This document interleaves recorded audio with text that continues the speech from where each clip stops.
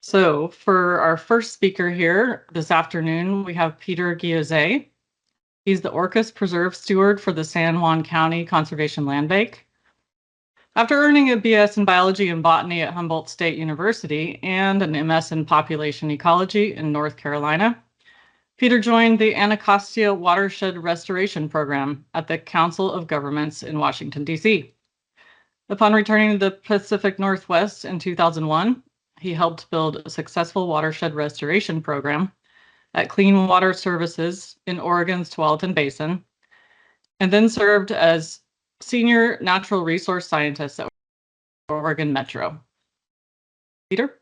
I want to thank you for inviting me to talk about this paper that I co-authored with Kathleen Guillozet and Kendra Smith back in 2013. It kind of highlighted the what I would consider to be the riparian planting scene in that part of Oregon in the early 2000s. We'll kind of go over what I'm calling the Tualatin Basin case study, which is work of Clean Water Services and a kind of a rapid ramp up of a revegetation program and some early observations and course corrections based on the early projects. And then I'll talk a little bit about how that work was expanded down through the Willamette Valley. With the benefit of some years, I'll offer some later reflections and some of the refinements we made to the general riparian approaches, and then kind of try to tie it together with what I think are some common themes of successful revegetation efforts. I am about to share a bunch of opinions, and I want to just say that not all of them are shared widely by West Side riparian managers, but I think clearly site conditions and climate and scale all come into play here, and there are many ways to succeed. We've seen some great examples of that from others here today. And lastly, I just want to thank former colleagues at Clean Water Services for sharing kind of up-to-date information, and to credit the hundreds of people that helped make all this work possible, including the nursery owners and their production staff, the revegetation and spray crew, contractors, the plant cooler owners, very cold cooler managers, agency partners, funders, and ultimately the hundreds of riparian landowners who allowed and in many cases embraced this work. So there were basically, I think, two predominant approaches to planting in Oregon in the early 2000s, Western Oregon in the early 2000s. One was the industrial forestry or small woodlands model, which kind of focused on planting smaller bare root trees, primarily conifers, at wide spacing in a grid layout often, and then focusing maintenance on managing competition, which unfortunately is primarily native shrubs and hardwoods. At the other end of that spectrum was the small urban, suburban, natural area type planting that was often done by landscaping contractors, sometimes volunteers. It usually relied on larger containerized plants and some combination of irrigation, mulch, fertilizer, maybe weed fabric. Plants were often arranged in either random or clustered layouts. And then in many cases, some sort of plant protection was used, either tubes or cages.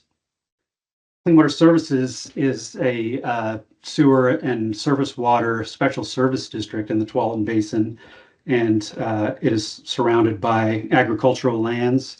The Tualatin River Basin is a salmon-bearing system, and it had a long history of poor water quality, nutrient pollution, and then later on, temperature issues. And the challenge for Clean Water Services at that time was that EPA and Oregon DEQ had come up with the first temperature TMDL, or total maximum daily load permit. And Clean Water Services had a choice of either building a number of large coolers to basically chill the effluent of several treatment plants to get it down to acceptable levels, or to pursue a multi-year riparian planting effort with the goal of shading those streams and either preventing warming or cooling the streams. So in 2004, there was a new NPDES permit, or National Pollution Discharge Elimination System permit for clean water services, that really kicked off that big planting effort. Fortunately, there was quite a bit of funding available. Clean Water Services had a pretty healthy revenue stream from sewer and stormwater service fees. And the small watershed management department staff that I joined, I think in 2002, really had an opportunity to ramp up work that it was already doing in riparian areas. I don't think it's too much of an exaggeration to say that it was a great place to be doing riparian planting at that time. Oregon's favorable climate, particularly on the west side, a robust forestry sector that had contractors looking for ways to work closer to home rather than way out in remote areas, and a very large nursery sector exporting plants all over the country, increasing native plant production and knowledge of how to produce native plants, emerging regulatory drivers like the TMDL I mentioned, and then implementation funding, both in the case of user fees with Clean Water Services, and also Bonneville Power Administration, salmon mitigation funds, Oregon lottery funds. So there was, relatively speaking, a lot of funding available at the time. By this time, I had already interviewed a number of agency staff in the region. I was just, fairly new to riparian planting, and they had been planting for several years. I got copies of their contracts and visited a bunch of sites and saw some things that were working well and some things that seemed to be working less well. So we started thinking about, how we would need to change things to achieve that rapid stream shading objective required by the permit, and how to address the challenges of working in floodplain and riparian habitats. Namely, a lot of these sites were underwater for long periods in the winter, and then bone dry with clay soils, baking in the summer. I know that's relative coming from the east side, but also just lots of reed canary grass and blackberry and other weeds. We also needed to figure out how to get out of these sites relatively quickly. We figured we'd be accumulating a big portfolio of projects and couldn't work on them all forever. So how do we speed them along? We also were fairly aware of browse pressures in the area. It was primarily deer and voles in that area, but in some areas, elk, boomers, and beaver, and also nutria. Beaver were pretty uncommon in the basin at that time, and later they came to be probably one of the biggest forces at work there. And then also we were trying to balance our desire to reestablish what we consider to be historically accurate plant communities against, the reality check of highly altered site conditions and other limitations. So we knew we couldn't do things perfectly, but we wanted to do things as well as possible. So the general approach that kind of came out of those considerations was a plan that was informed by reference sites. So these were intact natural forest types around the area that didn't have a lot of weeds in them and appeared to be on a good trajectory. And those sites indicated that we needed to be planting more shrubs than trees, that we needed to be thinking about higher planting densities in order to occupy all the weedy ground quickly. And that just for logistical purposes, we should focus on smaller plants, bare root plants, just sheerly from the standpoint of being able to move them around. And then lastly, we knew we needed to lay the plants out in rows so we could get through those rows efficiently to maintenance.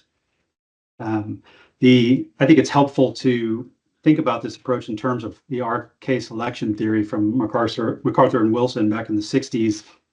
They described K strategists as species like humans and whales that have relatively few offspring and a relatively high parental investment per offspring. It's a good analogy for the landscaping type of planting with the focus on a fewer large plants. By contrast, our strategist species like dandelions or salmon produce a lot of offspring with little or no parental investment, and then they're particularly good at colonizing unstable environments. I think it's a good analogy for the kind of root vegetation we were doing then. Lots of small plants, relatively low investment per plant. We decided to focus on these small bare root plants, and we spoke with a professor at Oregon State University, Robin Rose, who had done decades of research into tree seedling success. He developed something called the target seedling concept, which sought to identify seedling qualities that maximize the likelihood of their successful establishment in the field. And these were things like root volume, root fibrosity, ideal shoot to root ratio, caliper height ratio. And we use those to kind of inform our nursery contracts to try to select ideal plant sizes and encourage those types of qualities. So the general strategy was, to take those contracts that we got from others and refine them into long-term master contracts for bare root plant grow out with multiple nurseries, revegetation crew contracts to handle all aspects of site prep, planting, and maintenance. And then we rented a centralized plant cooler from a private company that wasn't using it during those months. We started planting initially on publicly owned natural areas, parks and natural areas in and around our or in our service area. But we knew it would be easier to try to prevent warming of these streams than to try to cool streams that were already warmed. And we also knew that most of the riparian land was in the agricultural areas outside of our jurisdiction. So we teamed up with the Tualatin Soil and Water Conservation District, and which at the time was a tiny organization, and we together developed what became known as the Enhanced CREP program. So we took the Federal Conservation Reserve Enhancement Program and then enhanced the soil rental payments to make them competitive with local farm yields. We also paid for all the plants, paid for all the contracting, and helped hire and pay for their first staff person to manage those projects. As you might imagine, it took several years to get those initial projects up and running. There was some skepticism, but eventually there was a waiting list, and that program is continuing today. Very healthy program, and if you're interested in learning more about it, I would encourage you to reach out to the Tualatin SWCD. One of our earliest observations was that irrigation systems really weren't working for us. They proved unreliable. Batteries on timers were dying, pipes were cracking, and maybe more importantly, the systems were watering the weeds, the competition. So we switched over to targeted watering using firefighting crews and tanker trucks. That was kind of interesting. It proved quite costly and inefficient, I think. We only did it for a season or so. And, we also ran into some water rights issues there. So our general pivot on the irrigation was to focus on interplanting in the second year of a site. So we would factor in about 25% of the original plant numbers and come back and just interplant with things that were a little more drought tolerant. We would shift species downslope on harsher sites, etc. We also focused on moisture conservation via ring sprays, and I'll talk more about those later. Another observation was that our herbivory management wasn't very cost effective, but sometimes it was absolutely critical. We, as I mentioned, we had mainly deer and voles in the beginning, and with the deer, we used the interplanting to replace plants that were getting hit hardest with more browse tolerant species. With voles, the annual ring sprays really solved that problem by keeping openings around each plant. And beaver, really weren't a big factor early on, but quickly became a factor. And for those sites, we returned with a mix of more browse tolerant and inundation tolerant species, and then did some limited wire caging on trees. Generally, the plastics were kind of emerging as a bigger problem on our sites. I know we've others have already talked about this today, but we were finding tubes getting washed out, finding them, sometimes miles downstream. It was expensive to remove them. We realized even with the resources we had that, probably a lot of them weren't going to get removed. And so we generally pivoted away from all use of plastics. And that's not to say that tubes can't be very helpful sometimes, but just on this at the scales we were working, and the challenges with the flooding, it didn't seem to be worthwhile. The interplanting turned out to be a great way to account for herbivory, and I think ultimately more cost effective than trying to protect each plant. I know herbicide use can be controversial in many areas, but I would probably argue that that ring spray treatment is the single most effective thing we were able to do to reduce competition and to just keep the voles away. This is just some aerial photos showing layout and spacing. The photo on the left is about a 6-to-1 or 7-to-1 shrub to tree ratio. This is a stream that we remeandered, and so it was basically a blank slate. But you can see the rows, curved row layout with the ring sprays very visible. And then about 8 years later, the rows have largely disappeared. The canopy is well developed, multi-layer canopy. Just another site. This one is all shrubs, so shrubs only. This is down in the mid valley, but after several years, those shrubs were up to the height of the willows there on the left, and very little reed canary grass. That was entirely reed canary grass field and had been for decades. It's going back into the Tualatin Basin, just a few before-after photos. This is Fano Creek. You can see this is a year after planting, I believe, and this was another channel remeander project.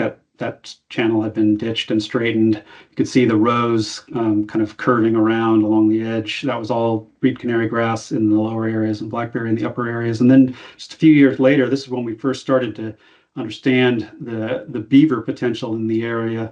The surface water elevation of this stream was, probably 6 feet below the banks in the summertime before the project. And this is a summertime project in 2011 where there's water on the floodplain in the middle of the summer, beaver dams everywhere. The transformation of that site, mainly by beaver, but by providing materials for them, was really dramatic. It's another site a little further upstream on that same system, another channel remeander project. This is the 6-to-1 shrub to tree ratio, I believe. And you could see just a few years later, roughly a decade later, that site had frequent trail flooding in the summertime, beaver everywhere. That was a very incised channel. So these were helpful for us to think about our planting and really the important role of beaver in this system that we thought might be the case, but it's amazing how quickly they showed up. So just kind of zooming out a little bit at the Clean Water Services sort of case study. So from 2002 to 2024, they planted about 15 million plants on about 5,000 acres on over 100 miles of stream. And, not all of their projects were enrolled in their so-called temperature management plan for their permit. They had many other sites that they had in kind of like in reserve in case sites that were enrolled got wiped out by beaver, for example. But you could see, a rapid ramp up and kind of a trend over time with some eventual little bit of tapering off recently.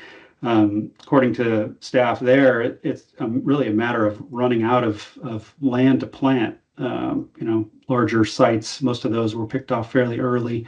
You can see the habitat types represented by this planting, mostly, sort of classic riparian forest, but also forested wetlands, shrub forest, and uplands. A lot of the sites look like that photo there taken from a bridge, which originally was, blackberry on the high banks, reed canary grass, and then an open channel. So a very high degree of shading on a lot of those projects. I left Clean Water Services, I think in 2009, and moved on to working in the broader Willamette Valley OWEB, Oregon Watershed Enhancement Board, which was administering lottery funding for restoration work.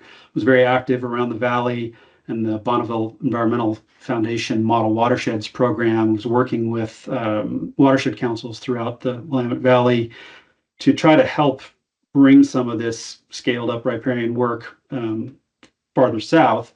And so they organized some revegetation workshops and set up a collaborative grow out nursery contract to make it easier for partners to get plants, and also to make it easier on the nurseries in terms of fewer points of contact and helping to even out the fluctuations from year to year in plant demand. That infrastructure turned out to be very supportive of some of the wildfire recovery in the Willamette a few years back. A lot of those plants were redirected towards replanting areas that had burned.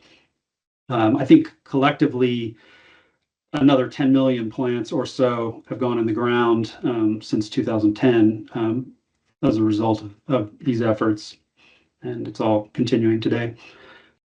So after a few more years of looking back at all this and talking to more people, these are some reflections on things we maybe could have done differently and started to do differently. One was just planting fewer trees. I made a lot of mistakes early on with overplanting of trees. Those sites, after a few years, had a lot of bare ground under them, and really not a very well developed canopy, just some tall trees. And it seems that thinning is expensive. Often it would come outside of a typical project grant cycle. And, at least at Clean Water Services, even with lots of money, they've struggled to get back and thin some of these projects. So maybe planting fewer trees generally. Planning and planting for beaver, and specifically, I mean, thinking carefully about beaver favorites versus beaver friendly plants, and I'll come back to that a little more later. Plant more shrubs.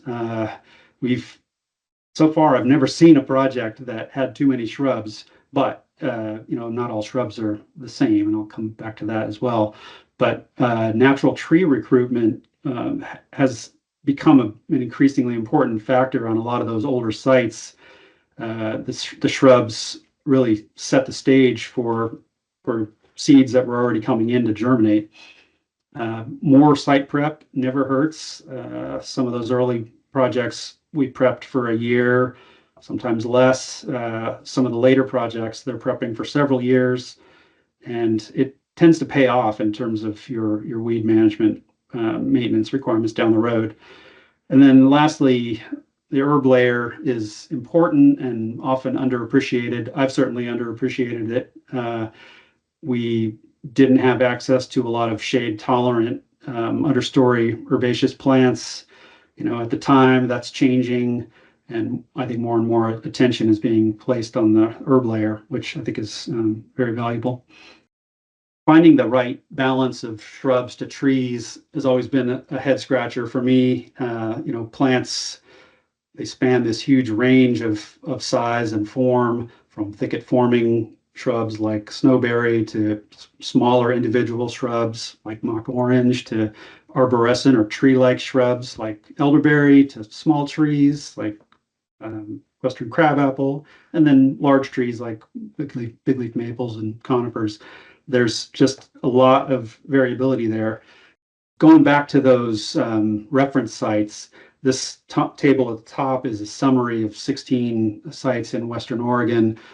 And I think the take-home message for me was that there are a lot of stems on these sites, a lot of stems per acre. They're mostly shrubs. And in some cases, shrubs were at 10,000 stems per acre or more. A lot of these sites were very similar to the ones we were planting at different ages.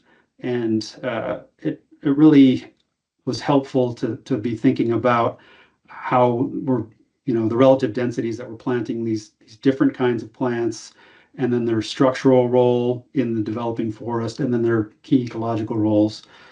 And I continue to visit sites and think about how I can learn from them. Willows, as I think many of you know, are extremely effective. They're easy to acquire, easy to plant, relatively speaking, and they grow really well. I think they're often overused. This is a site I planted, I think around 2005. It's called Raleighwood Marsh. It had been locked up as a reed canary grass field for decades, and I filled it full of willows. You can see they're oriented in rows. These were about 3 foot tall cuttings pushed about halfway into the ground, into the muck.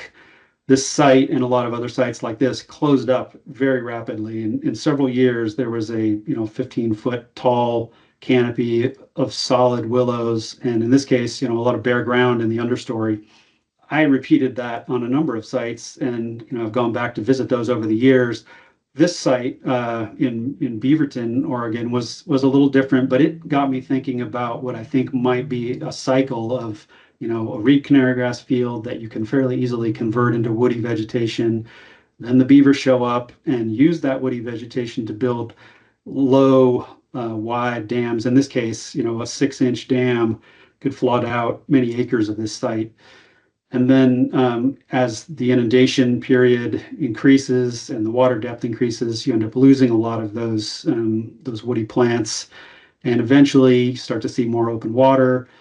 And then those beaver dams can blow out for lack of maintenance, lack of material. And then you start to see reed canary grass popping up again on the mud flats. Here's that same site from aerial photos. The 2003 photo was actually a previous planting effort using the irrigation. You can see the irrigation lines there. It was planted, and pretty much everything died. It was a very wet, dry place with a lot of reed canary grass. So we went at it again in 2006, ripped out the irrigation systems and planted it with that other approach of high density, predominantly shrubs. And you can see how it quickly developed into a shrub scrub wetland plant community. The beaver built dams at the outlet, and they were very low. They were, maybe 8 to 10 inches tall, but sometimes, several hundred feet across the floodplain. And fast forward a few years, that's more or less what it looks like now. I mean, there's still some benefits of that original planting. There's still some nice plants around the edges, but it's a lot of open water. It's probably giving some temperature impacts downstream. There are pros and cons to that kind of change. Definitely a lot more water on the floodplain in the summer, which has its advantages, but it's given me pause about my use of willows. So just a few thoughts on what makes a successful project, in my opinion. One is a full community composition. So we have all the species that we think should be there that are there, based on reference sites in the area. A multi-layer canopy that helps provide the various habitat values, but also makes it a little more resistant to reinvasion by certain weeds. And a healthy, diverse native herb layer, which I've usually failed to achieve. I think a lot of people have used present survival as a way of defining success. I think that can be a poor measure, because if you plant 100 trees on an acre and 90% of them survive, that's a very different situation than if you have 2,000 and you only have 50% survival. So I think a lot of people have moved away from percent survival as a tool, at least percent survival out of context, I guess. Some things that I think are measures of resilience of some of these sites is how much open ground is there after a few years? Will that forest likely be reinvaded by blackberry? Some of my early projects were going back to 10-year-old projects where the entire understory had reverted to blackberry. Will it withstand prolonged flooding and inundation by beaver? In other words, does it have the species that can tolerate that in the mix? Is it going to require thinning? So, do you have the money to follow up and thin it? Is it likely to burn? In other words, maybe it has a lot of conifers. Some places that's appropriate, but if it does burn, is it likely to regenerate? So just some thoughts about defining success, I guess. And kind of getting towards the end here, I just want to talk about our essential partners in this work, the nurseries and the revegetation crews. I think what we can do to help them is always in my mind, and I think helping to create predictable demand by communicating with others about plant needs, providing as much advance notice as possible to nurseries, recognizing that it takes 2 or 3 years to grow out a plant, sometimes longer, avoiding canceling orders at all costs. Sometimes you can delay an order a bit. Maybe you can get the order even if your site's underwater and heal in those plants on site. But I've heard firsthand from nurseries over the years how devastating it can be when somebody cancels an order at the last minute. And I think with the contractors, just being open to contractor suggestions, particularly from contractors that have been doing the work for a long time, trying to provide year-round work. There's so much seasonal fluctuation in this kind of work. It's really key to make a model that keeps contractors employed year-round, and then working to try to standardize some of those practices so that people aren't coming to a site and having to do something they've never done before, or learn on the job here what it is they're there to do. So some common threads, I think, at the project level that I think I've observed over the years on many sites. I've talked to a lot of people who've shared similar observations. One is aiming for a multi-layer canopy. Another is planting mostly shrubs, both for habitat value and also to not create situations where we have to get back and do a lot of thinning. In low gradient floodplain systems, watching the willows, being thoughtful about planting them strategically in certain areas and leaving them out of other areas so that the beaver don't, basically eat themselves or dam themselves out of house and home, because we always want those beaver to stay and to sort of settle in. And having too many willows can short circuit that, in my experience. Eliminating grass around seedlings, really, like I mentioned earlier, one of the key maintenance practices to prevent vole damage and retain moisture. I planted a site here on Orcas Island a few years ago in a agricultural area, and was planning on doing business as usual, but I was shut down in my ring sprays by a disagreement about whether that should be allowed here. And that is without a doubt my worst project in many years. The plants are struggling. The growth is slow. I've had to return repeatedly to put in a few more plants. It's just not doing well. And it's entirely due to my maintenance or lack of maintenance in the way that I wanted to do it. Generally skip the plastic if you can. Interplant in the second year, ideally. Like I mentioned earlier, I always try to budget 25% of the original planting numbers, and it varies from site to site, but it's good to just have in mind that you'll need to go back and infill and replace what didn't work with something that will work better. And then don't forget the herb layer. So some common threads for program level thinking, I guess, is longer term funding windows. This is always the challenge with grant cycles and changes in at the top of the government. It's really for the nurseries, for the contractors, for the projects. It's just so important to find longer windows somehow. To pursue some standardization. I know there will always be innovation, which is great, and but I think by communicating with each other and figuring out what works best, we can kind of increase the level of standardization. Collaborative grow out, I think, is something really wonderful. It's worked so well in the Willamette Valley. It's challenging to set up, but the nurseries benefit from fewer points of contact. The partners benefit from being able to flex to have, hey, I have too many plants this year. Who needs these? Hey, I don't have enough plants. I need those. Who can spare those? It's just been a really great way to sort of smooth out the curve of demand and supply.